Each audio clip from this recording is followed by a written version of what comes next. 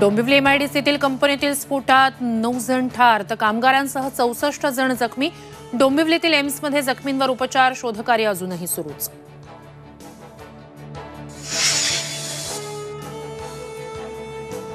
Dombivli MIDC अमुदान company reactor स्फोट प्रकरणी गुन्हा दाखल। कंपनी मालक मालती प्रदीप मेहता आणि मलय प्रदीप मेहता यांच्यावर सदोष मनुष्यवधाचा गुन्हा।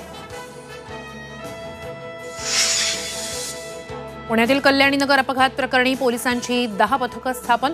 अपघातातील पोर्श कारची फॉरेन्सिक तपासणी होणार। पुणे कार अपघात प्रकरणी आतापर्यंत 6 आरोपी अटकेत। विशाल अग्रवालची पोलीस कोठडी आज संपणार तर मुलाचे आजोबा आणि ड्रायव्हरला चौकशीसाठी बोलावलं। प्रवरा नदीत बुडालेल्या 2 नागरिकांचा शोध अजूनही सुरूच। टीडीआरएफची टीम शोध घेणार। नदीतील पाण्याचा प्रवाह केला कमी। विदर्भात उष्णतेचा तडाखा वाढला। अकोला 45.5 अंश सेल्सिअस उच्चांकी तापमान। यंदाच्या मोसमात प्रथमच पारा 45 अंश सेल्सिअस पार।